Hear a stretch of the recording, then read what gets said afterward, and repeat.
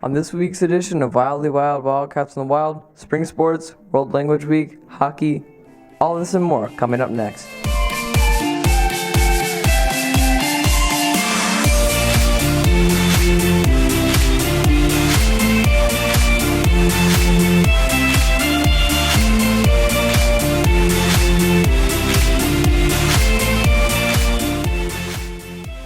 Hello, I'm Steven Mizzou Jr., and welcome to Wildly Wild Wildcats in the Wild. As spring is around the corner, winter sports are ending, and spring sports are starting. We bring you information on what it's like to be an athlete in the spring. In preparation of the track season and spring sports, Nurse Jen Kolb talks about registration and physicals needed to participate. Freshmen don't need to turn in anything extra. They did a full physical to start their freshman year, so that covers them. A regular full physical is good for a sports physical, so they don't need to turn in anything extra. Upperclassmen need to make sure they have a current sports physical on file. They're good for 13 months.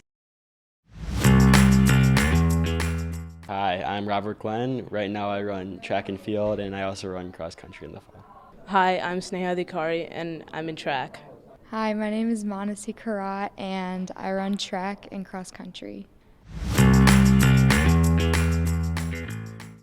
Practice as much as you can, like after school if you can, maybe hit the weight room, get stronger, like this grind never stops. Before track starts, like after cross country, we have a conditioning program run by Coach Kennedy, and typically a lot of students go there for after school preparation. They've taught me a lot about life, and like for one, cross country and track teach you to persevere through hard workouts, through hard challenges in general, and like have faith in yourself. It's really taught me like how to take care of myself, especially when I'm injured. I learned more about my own body, like how to heal myself, specifically shin splints. I think it's definitely made me a better person, like discipline-wise, just because like I run distance, and personally like it's not an easy sport, and so like it builds like discipline and whatnot. Being with other people who do your sport, it's just a fun time, and they're great people to hang out with, and being with people as dedicated to a sport as yourself, it's like you know those people like what you like, and you know those people have your same values, so it makes it very easy to like talk and hang out with them. As spring sports are starting, Multicultural Week is also coming up. We bring you details on how NECO celebrates this. This February marks World Language Week. In the Multicultural Show for Neuqua Valley, we bring you the details about how Neuqua celebrates each other. Neuqua's Language Department celebrates World Language Week with a series of daily themes or activities. Have kind of an array of activities.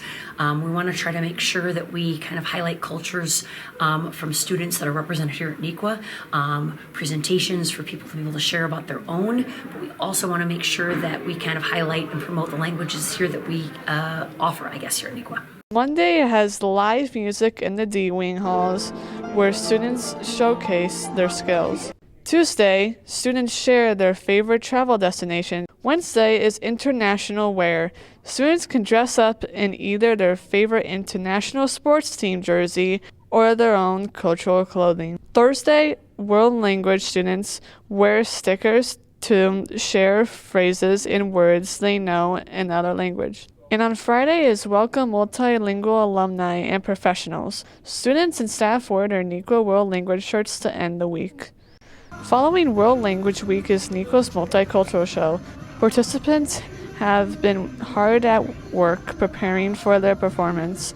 The purpose of the show is just to give students an opportunity to share a part of their background and their culture, or just a culture that they appreciate and want to celebrate. And often, throughout the course of the day, as an Equal Value student, maybe they don't get an opportunity to show that part of themselves.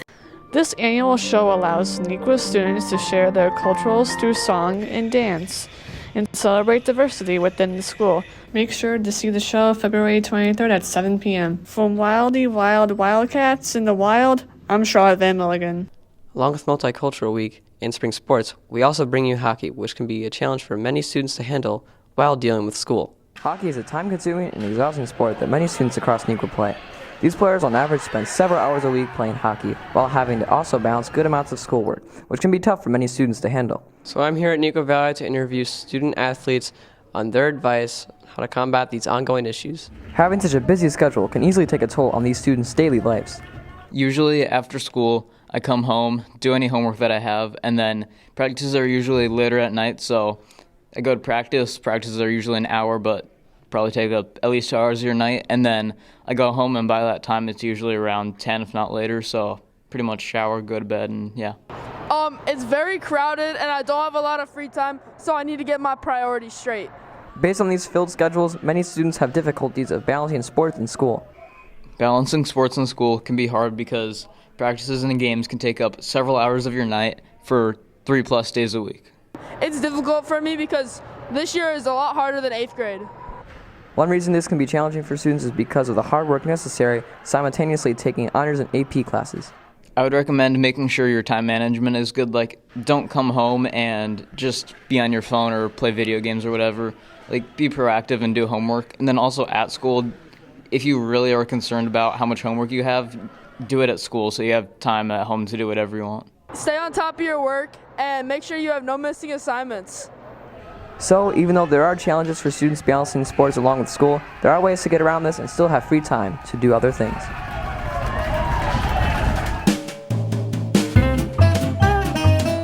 Hi, I'm Juliana. Hey, I'm Hayden. I'm Tiffany. I'm Megan. I'm Finn. I'm Sam. Panda Express. Olive Garden. yeah. Biaggi's. No. Nando's. Biaggi's. I have no idea. There's probably sushi. I don't know though. I just know he hates Alfredo. Oh, not Alfredo. Spaghetti. He hates spaghetti. I don't know what my own pet peeve is.